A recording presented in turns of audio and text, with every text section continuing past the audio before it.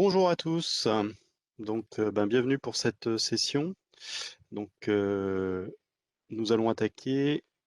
Le live est parti. Merci.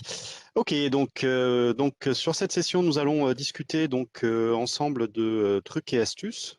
Je suis accompagné aujourd'hui de Jean-Luc Pfefferly et moi-même, donc Benoît Galis. Nous allons vous présenter l'ensemble de ces nouveautés, trucs et astuces ce matin. Donc, comme vous pouvez le voir ici, nous avons choisi d'aborder 5 sujets différents. Nous traiterons en priorité ces éléments, avec la première partie sur les géométries importées, quelques petits trucs et astuces, des astuces ensuite sur les esquisses, une présentation de fonctions qui est à nos yeux méconnue, déformée de profil. Jean-Luc présentera les quelques astuces que nous avons sélectionnées pour vous aider sur la partie mise en plan. Et je terminerai sur une fonction aussi qui est parfois un peu oubliée dans le portfolio, à savoir Event Based Motion. On va tout de suite attaquer sur la partie géométrie importée. Alors, quand vous travaillez sur de la géométrie importée, nous allons voir que SolidWorks va nous permettre de travailler avec des options un peu spécifiques, et notamment la première, comme vous pouvez le voir ici, qui s'appelle 3D Interconnect. Donc, nous allons pouvoir récupérer avec un certain nombre d'options. Monsieur, pardon. En fait, les participants verront que à 50 000. Alors, il faut recommencer. Ah, Ah, ok. ok. Pardon. Bah là, on est en live, hein. Oui, maintenant oui. D'accord. Bonjour à tous. Bienvenue donc sur cet atelier trucs et astuces. Je suis accompagné de Jean-Luc Pfefferly. Bonjour. Moi, c'est Benoît Galis. Je suis business consultant et Jean-Luc est formateur pour l'équipe Visiative. Nous allons dans cette session aborder des trucs et astuces sur différents sujets. Nous avons sélectionné des sujets divers et variés pour améliorer votre quotidien.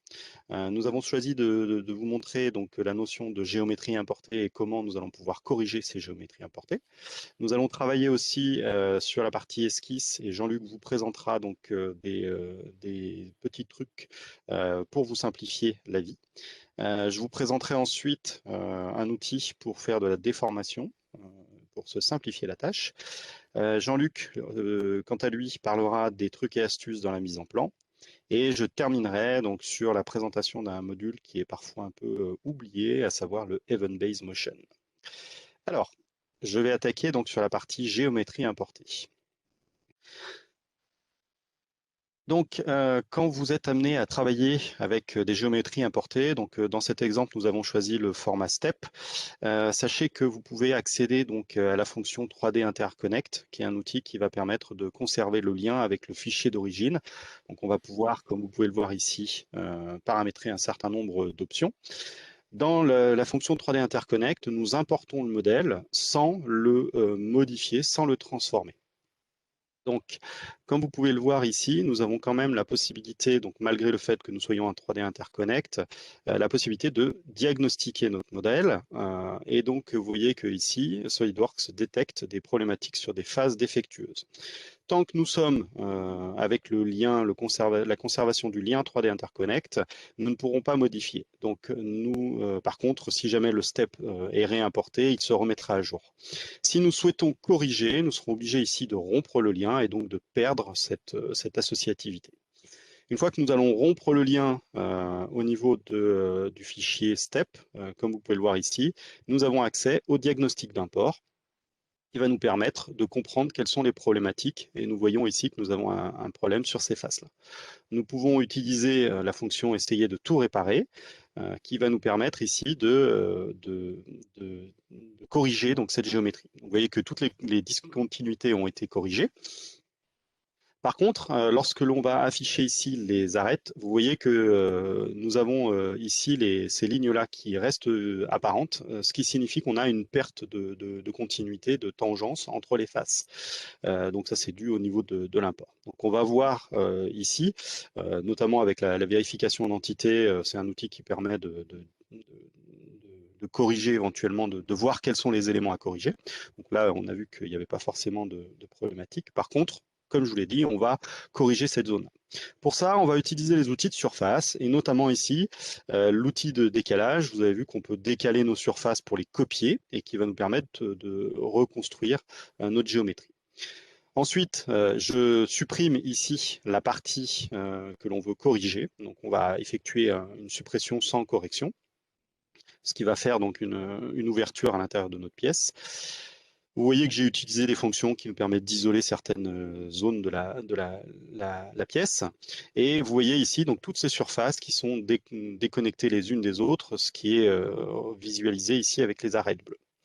À partir de là, nous allons maintenant reconstruire notre modèle et comme vous avez pu le voir, on a besoin de réaliser donc des congés. Donc pour ça, on va reconstruire et prolonger donc les surfaces. Donc on utilise une fonction très simple de SolidWorks qui est prolonger surface dans ces options surfaciques pour venir croiser nos surfaces et derrière pouvoir les réajuster et recréer les congés. Vous voyez que très simplement ici, donc on présélectionne, on peut présélectionner si on le souhaite les différentes arêtes. Et donc, dans un cas comme celui-là, par exemple, vous pouvez voir que la prolongation des arêtes ne me permet pas de reconstruire complètement la surface. On va donc combiner le prolonger des arêtes avec rétablir surface, avec une fusion pour les corps d'origine, ce qui nous permet d'avoir vraiment l'interconnexion entre toutes les surfaces. À présent, nous pouvons utiliser donc la fonction restreindre surface qui nous permet en fait d'ajuster, comme on pourrait le faire dans une esquisse, on verra tout à l'heure avec Jean-Luc les notions d'esquisse, qui nous permet en fait de restreindre les différentes surfaces l'une par rapport à l'autre, même si les surfaces ne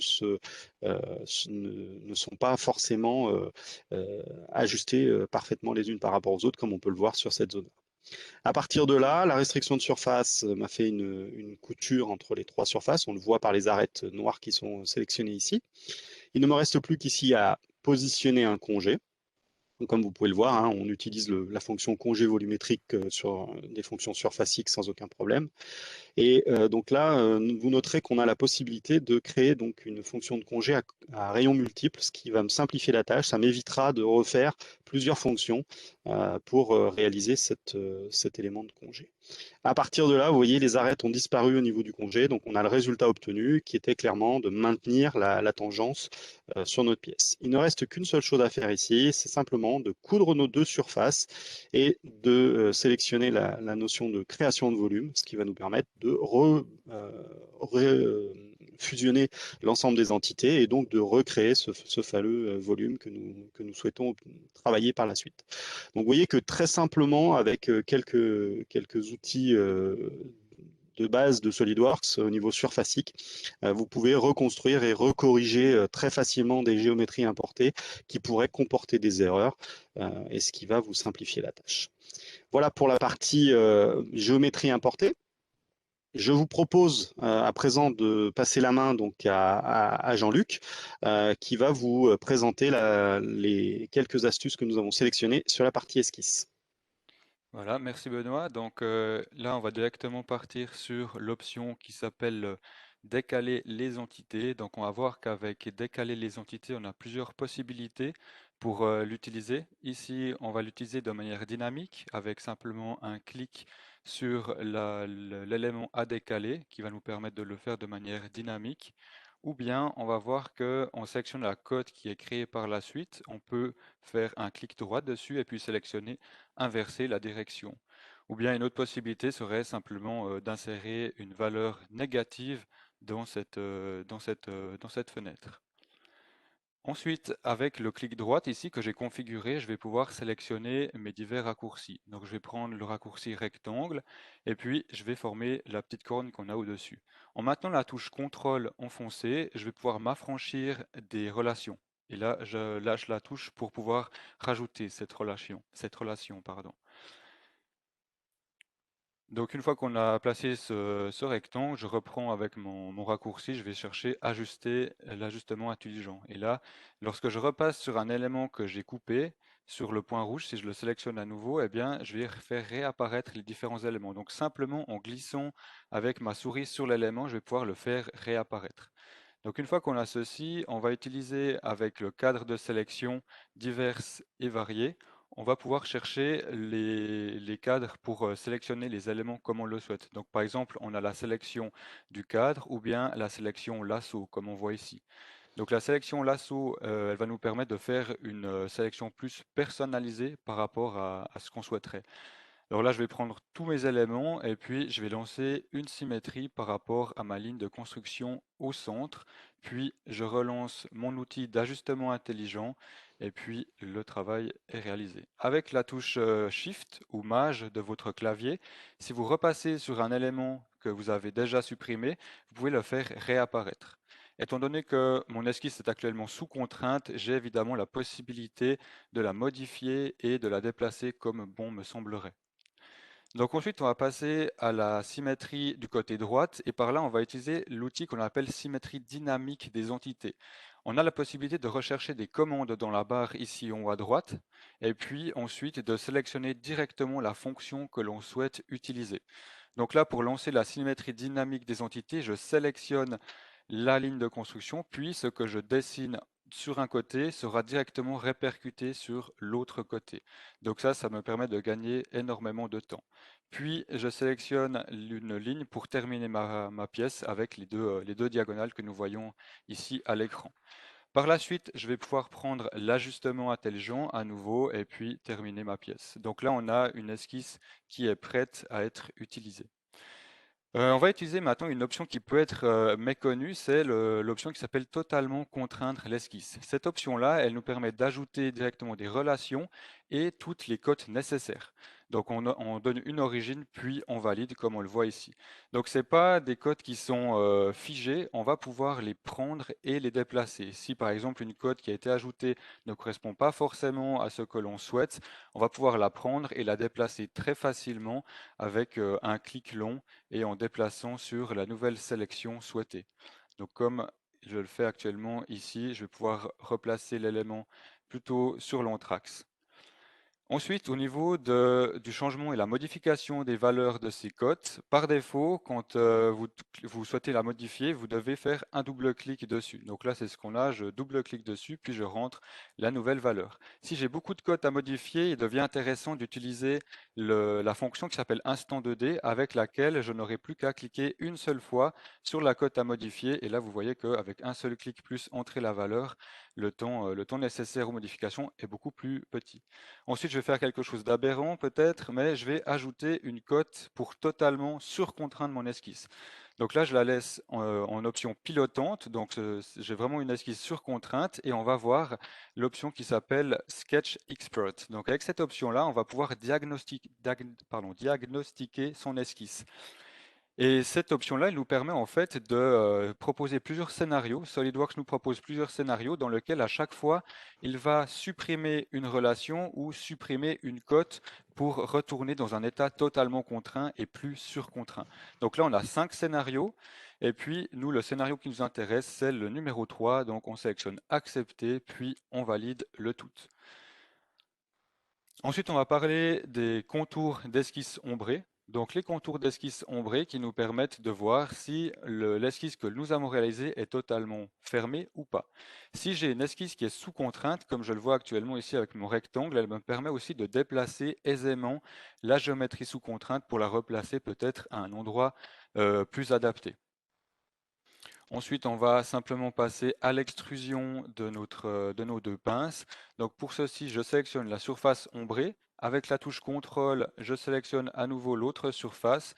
Puis je vais directement sélectionner dans mes raccourcis l'option pour la fonction d'extrusion de matière. Ensuite, la fonction se lance, puis je vais pouvoir choisir ma condition de fin ainsi que l'épaisseur de mon extrusion, donc plan milieu et 15 mm. Puis j'utilise l'option qui s'appelle le partage d'esquisse, c'est-à-dire que je réutilise l'esquisse que j'avais dessinée avant pour terminer ma pièce. Donc ici, le volume au centre entre mes deux pinces. Puis je donne de nouveau une condition de fin plan milieu, une épaisseur et je valide.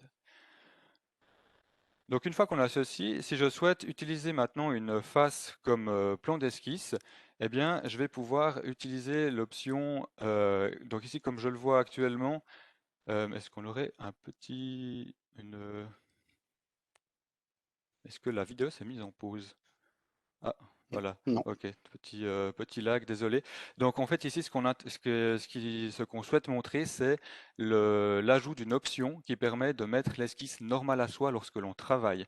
Donc cette option, on va la trouver ici actuellement dans cette fenêtre, option du système, et tout en haut à droite, on peut faire la recherche pour la rotation. Donc je coche cette case, puis je valide. Et là maintenant, je vais pouvoir sélectionner la face pour la prochaine esquisse. Donc je décale les entités, je fais un double clic sur la face qui m'intéresse, la face rose ici, pour lancer directement translater par rapport à la surface. Pour terminer, j'ajoute des congés. Donc là, je sélectionne l'arête qui m'intéresse, je place le congé dessus. J'ai une barre de raccourci que l'on va mieux voir après encore sur ma prochaine démonstration. Donc là, je valide ces deux éléments ici. Et puis, je relance la fonction congé. Donc, en fait, cette fonction congé, quand on sélectionne une arête, eh bien, simplement, ce que cette fonction va réaliser, c'est que lorsqu'on sélectionne une arête, cette arête sera directement en mise en valeur. Et ensuite, dans la barre d'outils, donc la barre d'outils qui va apparaître sous peu, petite latence. Donc, cette barre d'outils ici va nous permettre de sélectionner directement les éléments qu'on a besoin pour faire une sélection beaucoup plus rapide des diverses arêtes que l'on souhaiter. Donc là, clairement, un petit souci au niveau de la vidéo. On va voir si ça se rétablit. Ok. Donc, merci Ah, Jean-Luc. voilà, ouais, c'est Ouais. bon. Donc, ouais, si je termine juste, on a l'ajout d'ici de la dernière fonction, donc les arêtes qu'on sélectionne avec cette option-là. Voilà, donc Ok. la pièce est terminée, je vais laisser la parole à Benoît pour la suite. Ok, merci. Donc, oui, désolé pour ces petites latences de connexion. Nous allons attaquer maintenant sur la partie déformée de profil, donc une fonction qui est parfois méconnue, mais qui va vous permettre de gagner quand même pas mal de temps dans certains cas pour réaliser des formes un peu complexes. Donc, dans cette présentation, vous voyez qu'on a fait une forme assez simple, donc en forme de larme, et sur lequel nous avons créé donc une esquisse avec deux profils à l'intérieur, un profil droit qui correspond au profil de départ et un profil courbé. Comme tout à l'heure, Jean-Luc nous l'a présenté, j'utilise la fonction ici de recherche pour aller récupérer donc la fonction déformée. Soyez voir que ça va me montrer directement la zone à sélectionner. Donc, comme vous pouvez le voir, la fonction déformée me permet de faire de la déformation point à point, pression de surface ou courbe à courbe. Donc, c'est le cas qui nous est nécessaire ici. Donc, je sélectionne en priorité donc, la courbe du bas et la courbe résultante. Ensuite, on va pouvoir sélectionner des faces ou des corps volumiques pour déformer notre géométrie. Ensuite, on aura la capacité de gérer notamment la finesse de déformation. Vous voyez que là, la forme épouse parfaitement notre courbe. Et pareil, au niveau de la suivi des tangences, on peut travailler sur de la tangence de surface ou sur de la direction de courbe, avec bien entendu des indicateurs qui nous donnent cette info. Tout de suite, on a le retour graphique et vous voyez que très simplement, on a réalisé ici à partir d'une forme volumique, une forme déformée, avec bien entendu une continuité de surface, comme on peut le voir au niveau de nos zébrures ici. Donc voilà pour cette fonction déformée qui était présentée très simplement ici. Je vous propose à présent de passer sur la notion de mise en plan et de voir les astuces avec Jean-Luc. Donc je te laisse la main. Merci. Donc, on va voir quelques astuces sur la mise en plan. Donc ici, le but, c'est de prendre cette pièce que l'on a actuellement à l'écran et puis d'en créer une mise en plan. Donc, comme la pièce est déjà créée, est déjà sous mes yeux, je vais pouvoir lancer la mise en plan depuis cette pièce. Donc, je choisis mon format et puis ici, dans le volet des tâches, je vais aller sélectionner 2-3 options pour pouvoir utiliser au mieux les propriétés de la mise en plan. Donc là, je place ma première vue et ensuite, avec l'utilisation de la projection automatisée, eh bien, je vais pouvoir facilement poser les vues qui m'intéressent. Donc là, j'ai mes 3 vues standards, je vais pouvoir continuer avec les différentes options suivantes. Donc ici, ce qu'on va ajouter, c'est les axes de perçage. Il y a deux possibilités. La première, ce serait d'ajouter des perçages, disons, manuellement. Je sélectionne donc le premier perçage, puis avec la touche projection tangente, je peux faire le tour. L'autre utilisation, ce serait l'insertion automatique. Donc à gauche, dans le Property Manager, il va me suffire de sélectionner insertion automatique, plus la vue et le tour est joué. Donc ça gagne également pas mal de temps. Ensuite, dans mes raccourcis ici, je vais aller chercher la vue en coupe. Donc on va faire une vue en coupe alignée, peut-être une vue en coupe un petit peu différente de celle qu'on a l'habitude, c'est-à-dire qu'on ne va pas utiliser une ligne de coupe standard totalement verticale ou horizontale, mais on va ajouter une petite écorchée. Donc ici, on part sur la droite pour ajouter également le perçage dans la ligne de coupe, et ensuite on rétablit le tout horizontalement pour terminer. Là, j'appuie sur la touche contrôle pour me désaligner directement de ma vue et puis d'avoir une coupe indépendante par rapport à la vue que j'ai ajoutée. Dans la visée haute, ici, je sélectionne rotation automatique, ce qui me permet directement de tourner ma vue, donc de manière dynamique, au lieu de rentrer une valeur spécifique dans le petit pop-up en haut à gauche de mon écran. Une fois que j'ai placé ma vue en coupe, donc là, ma vue en coupe est placée, on va juste attendre que la vidéo veuille bien continuer, bien reprendre, voilà.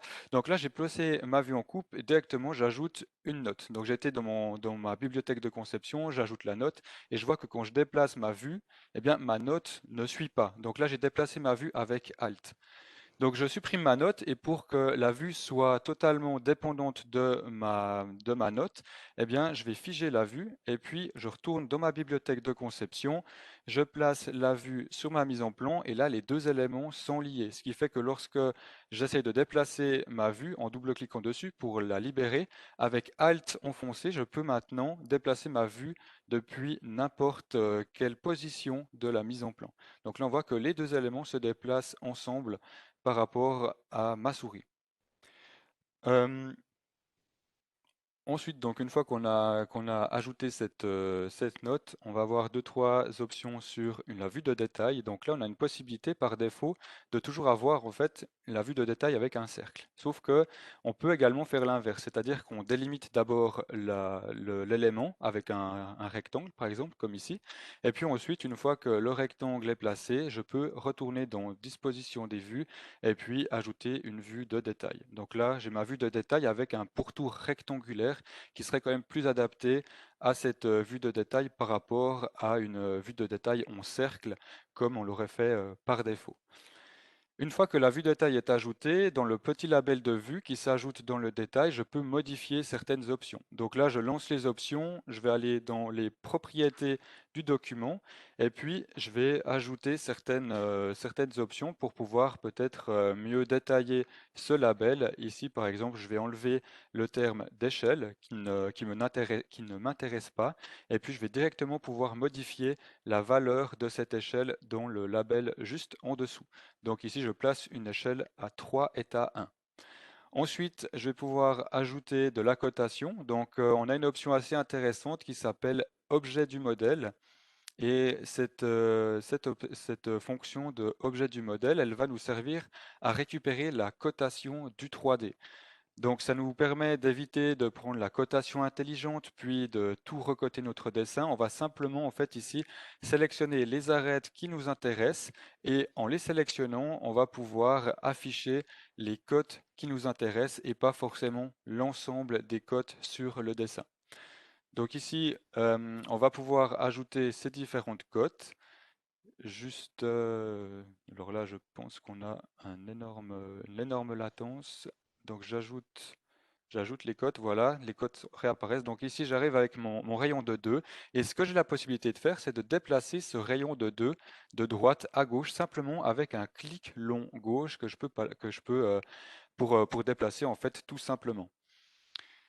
Ensuite, avec un clic sur ma cote de 20,5 mm, je vais pouvoir la déplacer à l'aide de la touche CTRL, donc je la déplace, ou bien avec la touche SHIFT, je la copie. Pardon, c'est l'inverse. CTRL, je copie, SHIFT, je déplace ma cote.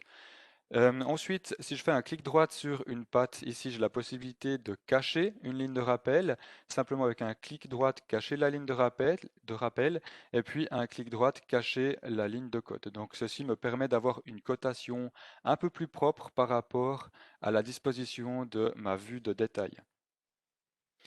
Alors une fois que notre cotation ici est terminée, on va pouvoir ajouter une vue avec les traits cachés, et puis on va également pouvoir passer à la cotation rapide. Donc cette cotation rapide, c'est le camembert ici que l'on voit en orange et en bleu, qui permettent directement en fait de, entre guillemets, balancer la cote dans la direction souhaitée. Donc quand on a beaucoup de cotes à ajouter, c'est très utile cette option pour placer directement la cote au bon endroit, puis ensuite on reviendra dessus pour la disposer.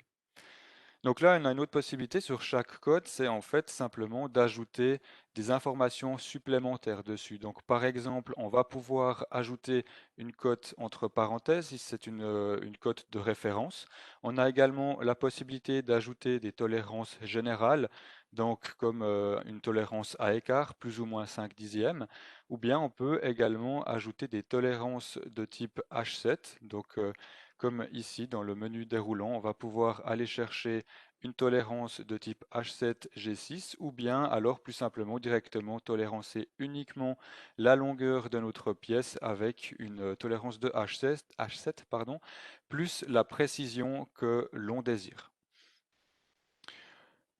Une fois qu'on a ajouté une cote, on peut toujours passer par le menu favori, donc l'étoile bleue, pour facilement reprendre les tolérances qu'on avait utilisées auparavant.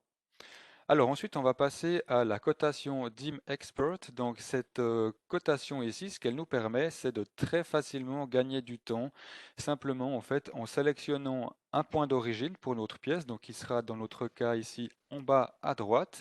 Et puis pour le reste des perçages, on va simplement sélectionner un perçage comme référence. Puis le tour est joué, donc on va pouvoir avoir toutes les cotes qui vont s'afficher en une seule fois. Donc c'est également de nouveau une option qui nous permet de gagner beaucoup de temps, surtout si on a souvent ce genre de schéma à reproduire. Par la suite, alors là, voilà. Donc ici on a ajouté le schéma DIM Expert, donc on voit que toutes les cotes sont ajoutées en une seule fois. Donc là, le gain de temps est pas négligeable. Ensuite, je vais mettre le chenille ici dans mes différentes cotes et puis je vais les tirer, les déplacer de manière à créer le désordre. Donc une fois que ceci est fait, j'ai la possibilité, ah c'est dommage, il y a eu une grosse latente, on l'a pas vu, c'est en fait de réorganiser automatiquement les codes. Peut-être qu'on reviendra dessus après dans le chat. Donc là, l'idée maintenant, c'est de créer une vue projetée de notre vue avec l'option de rotation immédiatement dans le plan, ce qui va nous permettre de placer la vue comme on le souhaite.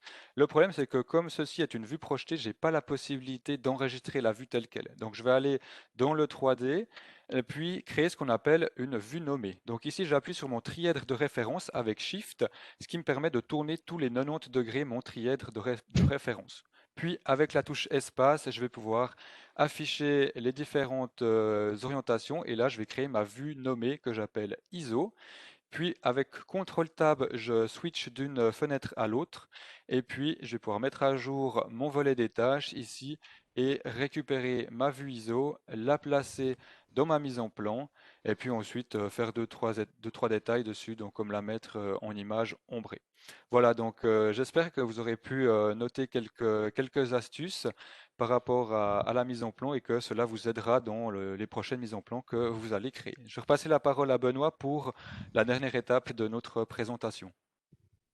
Merci Jean-Luc. Donc effectivement, très, très instructif au niveau des différents trucs et astuces que tu nous as présentés. Au niveau de cette présentation, nous allons donc vous illustrer donc Event-Based Motion. Donc c'est un module qui est présent donc dans SolidWorks Premium avec le Motion. Et c'est un outil, vous allez voir, qui est assez puissant. Alors, comme je vous le disais, donc c'est un module donc qui va nous permettre ici de simuler donc des éléments avec un mouvement. Donc là, notre carton va se déplacer sur le tapis et on va vouloir simuler ici le passage donc devant un capteur et on va demander à SolidWorks de gérer donc le lâcher donc de la pièce rouge à l'intérieur du carton. Et derrière, on demandera à SolidWorks ici de simuler la mise en place du couvercle et derrière d'aller sur la partie du tapis de descente. Donc on active ici le module SolidWorks Motion qui est présent bien comme je disais dans SolidWorks Premium et ça nous donne accès donc au menu analyse de mouvement. Alors, pour mettre en place cette analyse de mouvement, nous allons donc en priorité commencer par gérer la notion de contact. Comme vous pouvez le voir ici, en fait, on va pouvoir créer des groupes de contacts dans lesquels on va dire, voilà, nous avons toutes les pièces plus le bâti, avec la possibilité d'affecter des matériaux pour gérer directement les différents types de contacts. Je mets en place ici donc les contacts entre l'élément qui va être stocké dans le carton et le couvercle du carton. On va créer en fait des groupes de contacts pour améliorer en fait le calcul de ces différents éléments. Donc vous voyez qu'ici on va avoir des glissières qui vont retenir les différents éléments qui peuvent potentiellement tomber avant qu'ils passent en dessous. Ensuite, nous allons renseigner un élément qui va être primordial dans notre simulation. Ce sont les différents éléments de moteur.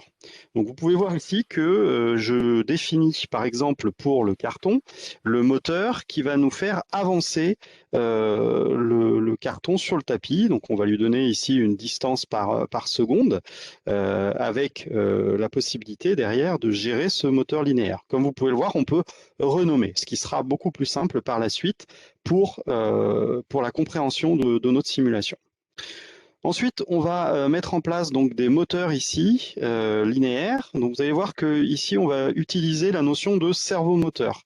L'avantage du servomoteur nous permet en fait de choisir différents éléments de vitesse, de déplacement et nous permettre derrière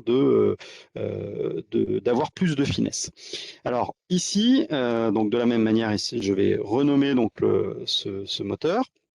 Et vous allez voir que Motion me permet ici de stocker les moteurs dans notre bibliothèque. Donc on va faire un clic droit, ajouter à notre bibliothèque. Et vous voyez que ici, j'ai ma design librairie qui est accessible, ce qui me permettra par la suite, si j'ai besoin de réutiliser le même moteur, de récupérer directement notre élément et ne pas avoir à le reparamétrer.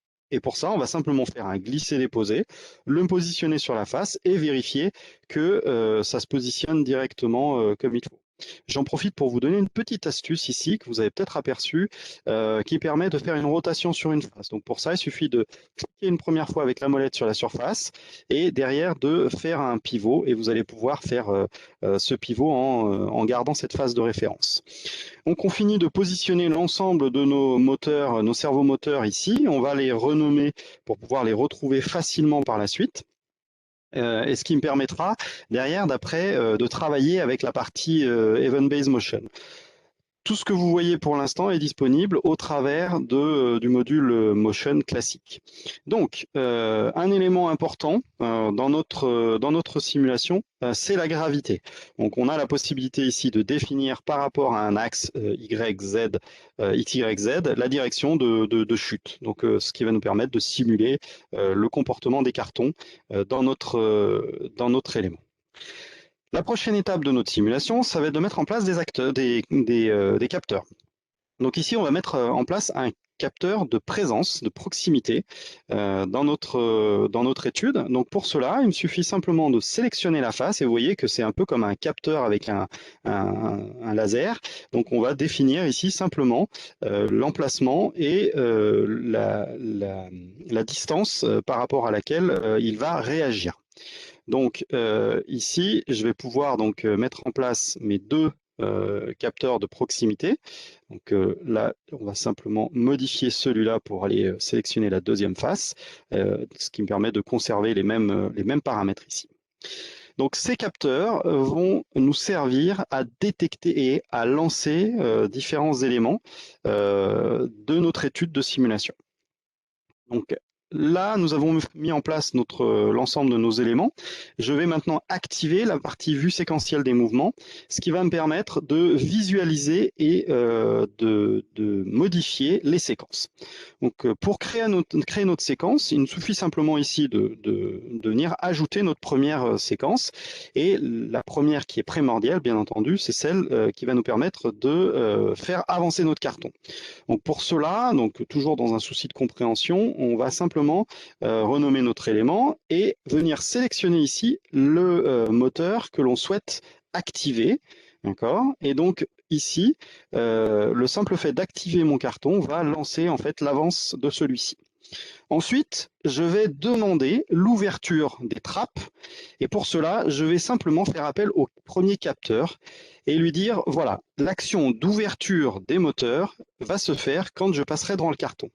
Donc en fait, quand le carton va passer, je vais simplement, donc alors là on est en train de mettre un petit délai pour lui laisser le temps de se déclencher et on va lui dire, voilà, tu vas activer le tiroir 1 et le tiroir 2 et on va simplement lui dire qu'on veut faire une course de 140 mm et on va lui dire que tu fais cette course de 140 mm en 0,25 secondes. Et vous voyez ici à droite, la première étape est modélisée dans notre graphique. Maintenant, je vais faire la tâche inverse, à savoir lui dire donc de refermer. Et qu'est-ce qui va déclencher la refermeture? C'est simplement que l'action d'ouverture a été terminée. Et donc là, on va faire l'inverse, c'est-à-dire je vais refermer tout simplement en mettant une valeur négative de 140 mm et en gérant aussi, comme tout à l'heure, le temps. Notez au passage les différents éléments qui apparaissent sur la partie droite.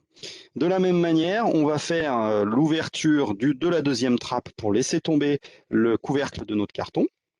Donc pareil, là on va aller choisir le deuxième capteur de proximité et on va refaire exactement les mêmes paramétrages avec donc la possibilité ici d'aller sélectionner l'ensemble de nos différents tiroirs. On va modifier donc les courses de chacun de ces éléments. Alors vous voyez que c'est très simple, très rapide à mettre en œuvre et qu'on va avoir un retour graphique extrêmement simple.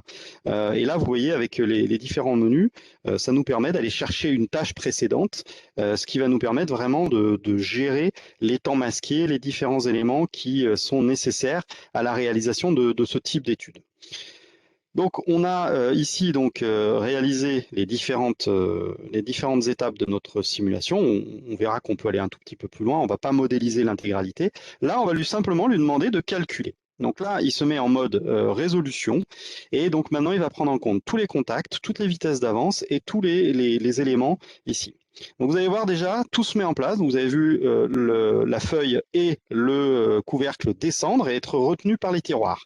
Maintenant, lorsque mon carton va passer devant le capteur, vous allez voir que ça va déclencher l'ouverture des tiroirs et donc laisser tomber les différents éléments au fur et à mesure de notre étude. Et on voit donc dans la partie inférieure la zone verte qui nous dit où est-ce qu'on en est dans notre simulation. Donc vous voyez que c'est un outil qui va nous permettre de faire des simulations extrêmement évoluées pour justement aller jusqu'au bout de nos études de simulation sur des éléments comme celui-là. On ne va pas aller jusqu'au bout, donc vous voyez que là, ici, on met en vitesse réelle donc pour voir le résultat. Donc vous noterez aussi le contact de la feuille qui descend. Alors, si maintenant on regarde ici l'étude complète, donc on va regarder sur l'étude complète qui a été réalisée avec, pour gagner un peu de temps, ici c'est un assemblage fini. Donc là, vous voyez, on a toutes les étapes qui ont été définies dans cet exemple.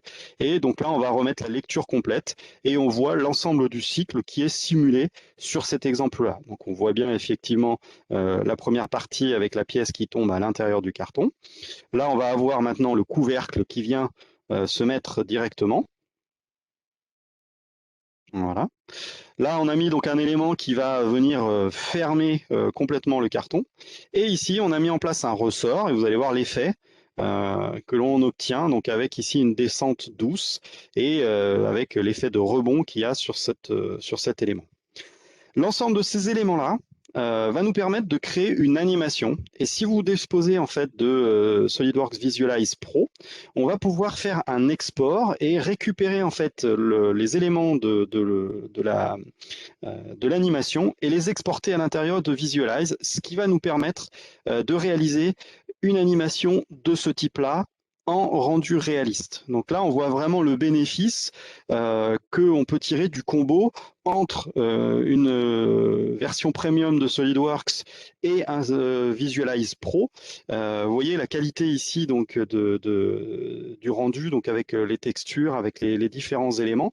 Et là, combiné donc avec Event Based Motion, on peut vraiment faire des simulations hyper réalistes et derrière obtenir ce résultat vraiment très performant.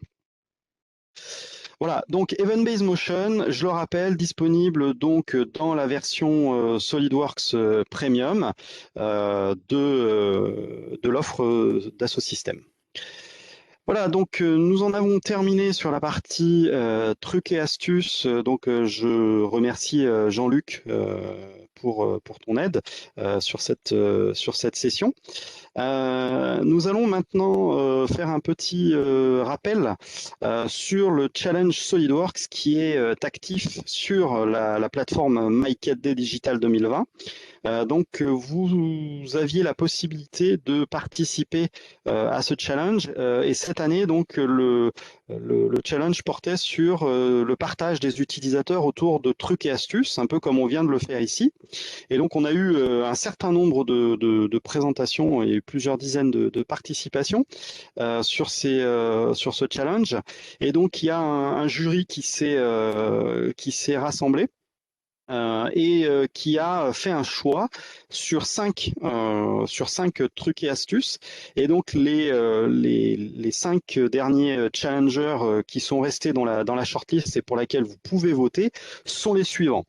Donc on a F Legendre qui nous fait une proposition concernant des trucs et astuces pour la gestion des bibliothèques du commerce.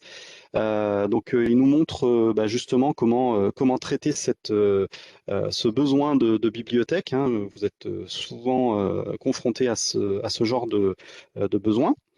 Nous avons Double L qui, lui, a partagé la notion de raccourci caché-montré pour les corps et les composants, donc dans les pièces multicorps type mécano-soudé ou les assemblages, et qui effectivement est très pratique.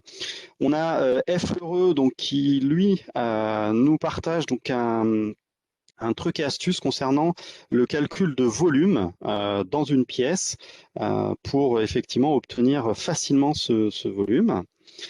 Christophe Bosendorf, qui nous montre dans son truc et astuce comment réaliser donc une cotation de longueur dans une vue de détail. Donc ça rejoint un peu ce que nous a montré Jean-Luc dans la mise en plan. Je vous en dis pas plus, vous pouvez le découvrir sur la plateforme. Et M Conception, lui, qui nous parle donc des outils MyCAD Tools et notamment l'utilisation de l'outil intégration, un des outils les plus puissants des MyCAD Tools, et qui nous montre comment mettre en place des gravures automatisées sur notamment des pièces de découpe laser. Alors, pour essayer de vous inviter à participer l'année prochaine, j'ai mis en bas le rappel des prix des heureux gagnants. Donc le premier prix va gagner donc un drone, le deuxième ce sera un home speaker Bose, le troisième quant à lui aura un casque Bluetooth Sony avec réducteur de bruit, et les quatrième et cinquième gagneront donc un Raspberry Pi 4.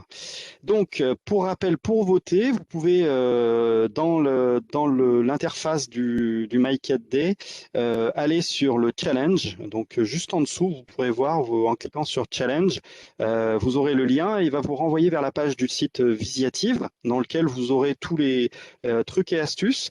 Vous verrez qu'au bout de quelques secondes, vous allez avoir un pop-up vous permettant de voter. Alors vous pouvez le masquer temporairement, il restera sur la droite de votre écran pour y revenir un peu plus tard une fois que vous aurez visualisé l'ensemble des 5 nominés. Et pour faire votre choix, vous aurez la possibilité d'aller voter pour qui est pour vous le meilleur truc et astuce. Voilà, bah écoutez, cette session de trucs et astuces se termine. Je vous remercie pour votre participation. Je sais qu'il y a eu quelques questions donc dans le chat et je sais que mes collègues ont répondu à ces questions. N'hésitez pas à revenir sur la plateforme a posteriori parce que les replays seront mis sur la plateforme. Je sais que certains d'entre vous ont rencontré des petits problèmes de connexion, donc n'hésitez pas à revenir si certains éléments vous ont échappé. Et je rappelle, hein, allez voter sur votre Trip and Tricks préféré. Nous vous remercions pour votre attention et de votre présence sur cette session de trucs et astuces. Merci pour votre attention.